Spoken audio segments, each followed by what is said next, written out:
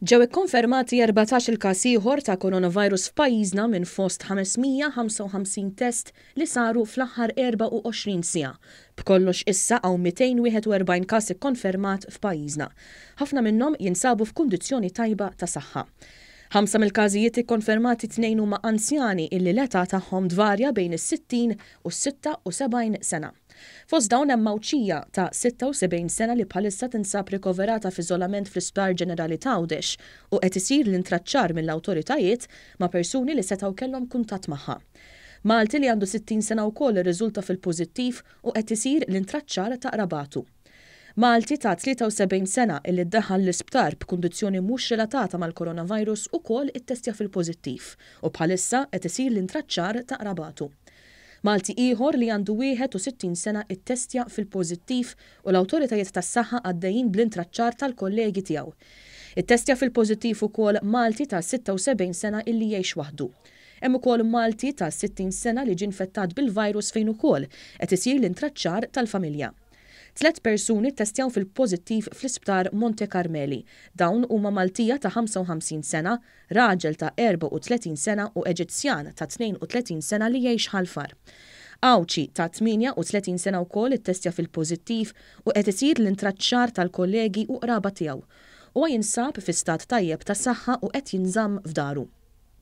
Malti ta' 55 sena daħal l-isptar għal kundizzjoni oħra iżda ittestja fil-pożittiv għal virus u għalhekk qed isir intraċċar tal-qraba tal-pazjent. Hemm ukoll Maltija ta' 57 sena li bdiet bis-sintomi fit-3 ta' April. Din ma taħdimx u qed isir l-intraċċar tal-qraba tagħha biss. Ħaddiem tas-saħħa li għandu 54 sena ittestja fil-pożittiv fl-aħħar 24 siegħa u bħalissa qed isir l-intraċċar tal-qraba, kollegi u pazjenti illi setgħu kellhom kuntatt miegħu. Ittestjaw fil-pożittiv ukoll Maltija ta' 32 sena u Bulgara ta' 44 sena li tgħix Malta. F'dan l-aħħar każ qed isir l-intraċċar tal-kollegi tagħha. Għandna ħafna mill-pazjenti li aħna qegħdin inżommuhom propju id-dar tagħhom, però għandna pazjenti li issa qegħdin inżommuhom f'diversi swali.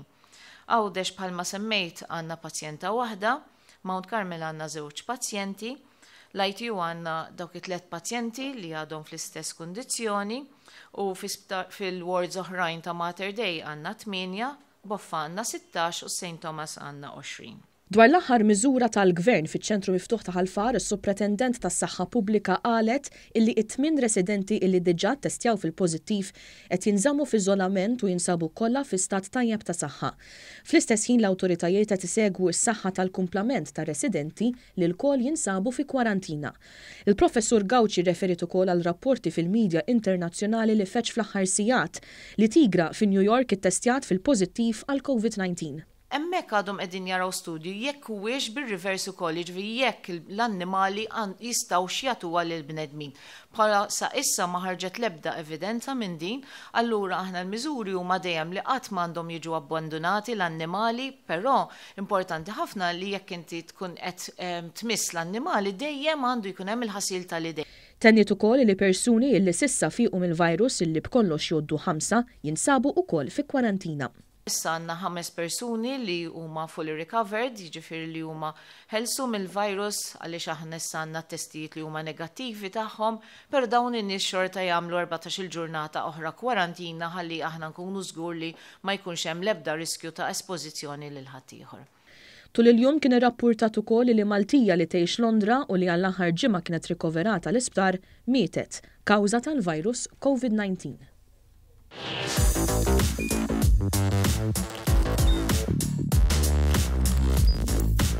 Idħol fuq one.com.mt u hemmhekk tista' tara l-programmi kollha li jxandru fuq One permezz ta' One Play.